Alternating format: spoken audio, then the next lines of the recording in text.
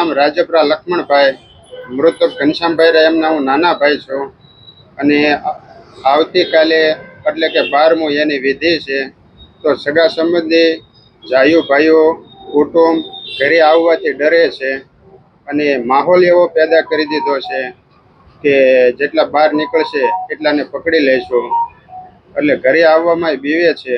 તો વિધિ વિધાનપૂર્વક કામ કેમ કરવું, હેરાન કરવામાં તો અત્યારે ગોતી અને ગામડેથી માણસોને પકડે છે અને મજૂરી કરવા ગયા હોય તો ત્યાંથી પણ પકડે છે. એસપી સાહેબને એવી રજૂઆત કરી કે હવે ના પકડે અને આ બધું બંધ કરાવડાવે.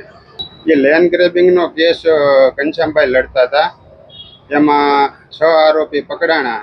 લેન્ડ ગ્રેબિંગ તો 8-9 વ્યક્તિ ઉપર લેન્ડ ગ્રેબિંગ કરેલું હતું. પરિવારના લોકોને તો કોઈને કાંઈ નથી કર્યું, પણ સગાવાલાઓ બધા ડરે છે.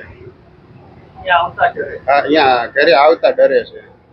ગૃહ વિભાગને અને સરકારને તો આપણું એવું કહેવાય કે આમાં શાંતિ જાળવે અને આપણને સપોર્ટ સાથ સહકાર આપે. ગુજરાત કોળી ઠાકોર સેના અધ્યક્ષ જયેશ ઠાકોર, અમારી રજૂઆત એ છે કે વિછિયામાં જે અત્યારે જે બનાવ થયો છે, જેમાં પથ્થરમારાની અત્યારે વાતો કરે છે, જે પથ્થરમારો હકીકતની અંદર બીજા લોકોએ પથ્થરમારો કરેલો છે, કોઈ કોળી સમાજ પથ્થરમારો થયેલો નથી. પછી પોલીસે જે અત્યારે કાર્યવાહી કરી છે કે જે લોકો હતા નહીં, જે લોકો ઘરે હતા, જે લોકો મજૂરીએ જ હતા, એ લોકોને પકડી અને અત્યારે પૂરવામાં આવે છે અને એની ઉપર કાયદેસર કાર્યવાહી કરે છે. અત્યારે એસપી સાહેબને મુલાકાત કરી અમારી રજૂઆત એવી હતી કે ભાઈ જે બનાવ થયો છે ત્યાંના પોલીસ સ્ટેશનના સીસીટીવી ફૂટેજ કાઢે, એ ફૂટેજની અંદર હકીકતમાં કોને એટેક કર્યો છે, કોણ વ્યક્તિ છે, એની તટસ્થ કાર્યવાહી થાય, એની ઉપર સજા કરવામાં આવે. બાકી કોઈ જે નિર્દોષ વ્યક્તિઓ છે એને ન પકડવામાં આવે. અને આજે જે બનાવ જે ઘનશ્યામભાઈ જેના પરિવાર સાથે જે આજે એની બેસણું છે, તો તેના બેસણામાં કોઈ વ્યક્તિ ત્યાં ઘરે આવી નથી શકતા.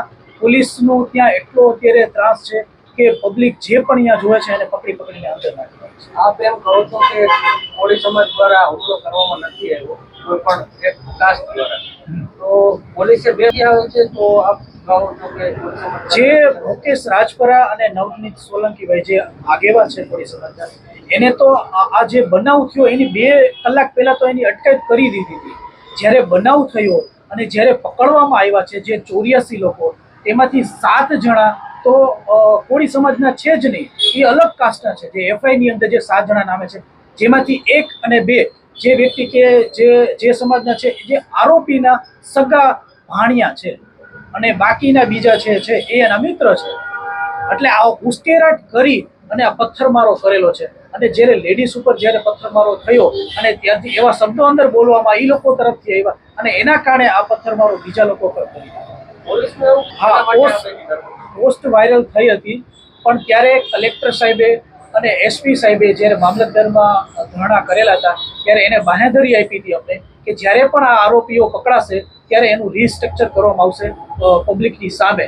એટલે લોકોને એવું હતું કે ચલો એ જે સરઘસ કાઢવામાં આવે તો એ સરઘસ જોવા જઈએ. કોઈ આવો ઈરાદો નહોતો અને પોલીસે સરઘસ ના કાઢ્યું અને 1 મિનિટનો ક્યાંકથી વિડીયો લઈ અને દેખાડવામાં આવ્યો છે.